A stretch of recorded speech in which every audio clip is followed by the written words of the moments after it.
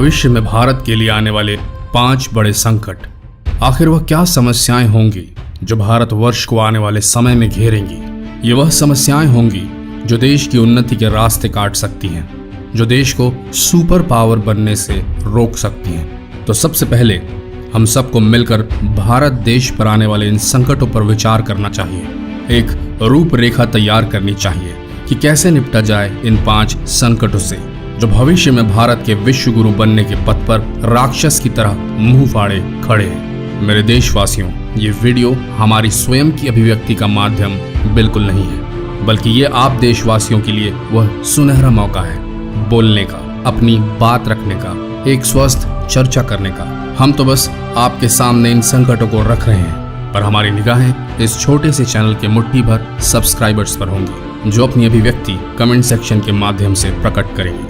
तो सिर्फ इस वीडियो को देखें ही नहीं, बल्कि अपने विचार, सुझाव और इन 5 दैत्याकार संकटों से निपटने की युक्ति या प्लान अवश्य कमेंट करें। तो आइए जानते हैं भविष्य में भारत के सामने आने वाले 5 बड़े संकटों के बारे में। सब्सक्राइब करें हमारा चैनल और लेटेस्ट वीडियोस के लिए बेल आइकन को क्लिक करना ना भूलें। नंबर 1, पूरी पृथ्वी गर्म हो रही है। वजह विस्फोटक तरीके से बढ़ते इंडस्ट्रीकरण और ट्रांसपोर्टेशन के माध्यम जो सिर्फ डीजल, पेट्रोल जैसे फॉसिल फ्यूल्स पर ही चल रहे हैं और वातावरण का तापमान जबरदस्त गति से बढ़ा रहे हैं। लगातार सी लेवल या समुद्र का जल स्तर बढ़ता जा रहा है। ऐसे में देश की सीमाओं पर बसे सारे शहर और कस्बे आने वाले समय में जलमग्न होने वाले हैं, पानी में डूबने वाले हैं। यही नहीं, आज़ादी से भी पहले से मशहूर देश के बंदरगाह या सी पोर्ट्स भी नहीं रहेंगे। यहाँ एक जानकारी होश उड़ा देगी आपके। आज भी देश का 50% इंपोर्ट एक्सपोर्ट का काम शिप्स के माध्यम से ही होता है। ऐसे में दूसरे देश जैसे चीन और पाकिस्तान देश की व्यापार व्यवस्था और ट्रेड रिलेशंस पर भारी पड़ सकते हैं। नंबर 2, बड़ी ही दुख की बात है, हम विश्व गुरु बनने के सपने देख रहे हैं, लेकिन आज भी ग्लोबल हंगर इंडेक्स पे देश 119 रैंक में से 100वें रैंक पर थक कर रुका हुआ है। सोचिए, 119वें में 100वां रैंक। आज भी देश में लोग भूखों मरते हैं, लेकिन फिर भी देश बढ़ रहा है, अमीर हो रहा है, विकसित हो रहा है, और साथ में बढ़ रही है वो अनंत गहरी खाई जो अमीर और गरीब के बीच है। भविष्य में ये खाई और बढ़ेगी, इसके संकेत मिल चुके हैं। वीडियो पूरा देखिए, उसके बाद इस तथ्य पर गहरा चिंतन कर कमेंट कीजिए कि कैसे हम ग्लोबल हंगर इंडेक्स के 100वें रैंक से ऊपर आ सकते हैं। नंबर 3, अब जिस संकट की हम बात करने जा रहे हैं वह इनएविटेबल है, अपरिहार्य है। यह ऐसा संकट है जो एक क्राइसिस में तब्दील हो ही जाएगा, क्योंकि आज मेरा देश भ्रष्ट है और कुछ भागीदारी तो इसमें हम सब की भी है। जिस संकट की हम बात कर रहे हैं वह भ्रष्टाचार नहीं है, बल्कि बढ़ती जनसंख्या और उसके साथ में आने वाली बेरोजगारी है। जनसंख्या वृद्धि रुक नहीं रही और जितने लोग हैं उनके जीवन यापन के लिए अवसर हमारे नेता बना नहीं पा रहे हैं। आने वाले समय में संकट और भी विकराल रूप धर सकता है। आपके हिसाब से इस समस्या का क्या निदान होना चाहिए? वीडियो पूरा देखिए, फिर कमेंट कर बताइए। नंबर 4, जियोपॉलिटिकल टेंशन या भौगोलिक राजनीतिक तनाव। ये बात किसी से छुपी नहीं है कि शांति पसंद देश होने के बावजूद हमारे संबंध पड़ोसी देशों से ठीक नहीं है। यहाँ पड़ोसी देश की संज्ञा पाकिस्तान और चीन के लिए है, जो लगातार आपसी समन्वय से, म्यूचुअल कोऑर्डिनेशन से न सिर्फ विश्व के सामने अपनी साख मजबूत कर रहे हैं, बल्कि भारत को नीचा दिखाने पर तुले हुए हैं। कभी चीन पाकिस्तान की आर्थिक मदद करता है तो कभी उसे घातक हथियार उपलब्ध कराता है, जिससे पाकिस्तान भारत की सीमा पर ऐसा बवाल करे कि देश तरक्की के बजाय युद्ध के बारे में सोचने लगे, और बाकी काम हमारे भ्रष्ट राजनीतिक गण अपनी राजनीतिक रोटियां सेकने के लिए कर देते हैं। जब वे देश को विकास की राह पर ले जाना छोड़कर पाकिस्तान और चीन की फेक स्ट्रेटजी को ज़्यादा तरजीह देना शुरू कर देते हैं। दुनिया जानती है पाकिस्तान के पास युद्ध लड़ने की कुव्वत है ही नहीं।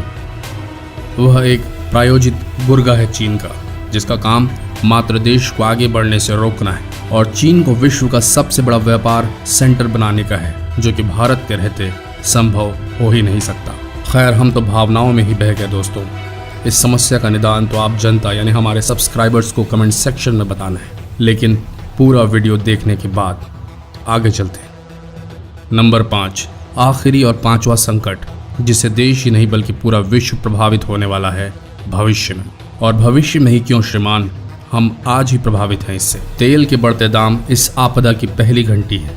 कभी आपने देखा था इतने वर्षों में डीजल के भाव पेट्रोल को छूते हुए और हर दिन दाम बढ़ते हुए? ये छोड़ दीजिए भाई साहब कि तेल के दाम अरब कंट्रीज से अमेरिका और दूसरे देशों के संबंध पर आधारित है। ऐसा बिल्कुल नहीं है। आज आदमी मूतने के लिए भी गाड़ी लेकर जाता है, नौबत आ जाए तो। और ये बात हम सब भूल चुके हैं कि विश्व की सबसे बड़ी शक्ति कहलाने वाले अमेरिका ने कितनी जंगें लड़ी हैं और क्यों लड़ी हैं। सिर्फ एक मुद्दा, तेल। यह सच दुनिया से छुपाया जा रहा है। दोस्तों, विश्व के ऑयल रिजर्व्स खत्म होने के कागार पर है, पर किसी तरीके की वैश्विक क्राइसिस की स्थिति न हो जाए इसलिए इस बात को दबाया जा रहा है। और हमारे ये नेता कान में रुई डाले बैठे हैं, सिर्फ बोलना जानते हैं, बकना जानते हैं, सुनना जानना इन्हें नहीं आता। सिर्फ चुनाव जीतना चाहते हैं। लोगों की समस्याओं से इनका दूर दूर तक कोई वास्ता है ही नहीं। वरना रिजर्वेशन तेल की खपत पर भी होती। जितने घर में मेंबर उस हिसाब से डीजल पेट्रोल के भी राशन कार्ड बनते। ये अपने आप को जनता से ऊंचा समझने वाले और लाल बत्ती के तले घूमने वाले इस बड़े संकट से नावाकिफ हैं। इन्हें इस संकट की तनिक भी चिंता ही नहीं है। सिर्फ चुनाव जीतना है और चूतड़ रखने हैं अपनी रेस्पेक्टिव चेयर्स पर इन्हें। माफ़ी चाहते हैं दोस्तों, हम थोड़ा भावनाओं में बह गए थे, लेकिन ये संकट सबसे बड़ा है। देश की प्राकृतिक संपदाएं खत्म होने के कगार पर है। और क्या कर रहे हैं हम? दिवाली, दशहरा, ईद हो या क्रिसमस, नई नई ब्रांड्स की गाड़ियां खरीद रहे हैं बस। अब आप इन पांचों दैत्याकार संकटों से अवगत हो चुके हैं। अगर कुछ भी भूले हों तो रिवर्स कर देख लीजिए। और ये बहुत ही महत्वपूर्ण है कि एक स्वस्थ विचार विमर्श करें कमेंट्स के द्वारा। अपने विचार कमेंट्स में लिखें कैसे इन संकटों से निपटा जाए। जो लोग ऐसे कमेंट करते हैं कि हमारे सोचने से क्या हो जाएगा, करने वाले तो ये नेता हैं। कुछ नहीं हो सकता। ये जो विचार हैं ये उस वक्त भी आए थे जब देश और भी भूखा था, और भी ज्यादा गरीब दुर्बल था, जब अंग्रेज राज किया करते थे। लेकिन फिर भी देश के भूखे पेट लड़ने वाले वीरों ने आज़ादी दिलाई कि नहीं? तो ये बिल्कुल ना बोलना या सोचना कि हमारे कहने से क्या होगा। भगत सिंह भी किसी व्यक्ति के विचारों को पढ़कर स्वतंत्रता सेनानी बने थे। हो सकता है आपके कमेंट पढ़कर एक और भगत सिंह मिल जाए देश को। तो सोच समझकर कमेंट करें। आज बस इतना ही। धन्यवाद। सब्सक्राइब करें हमारा चैनल और लेटेस्ट वीडियोस के लिए बेल आइकन को क्लिक करना ना भूलें।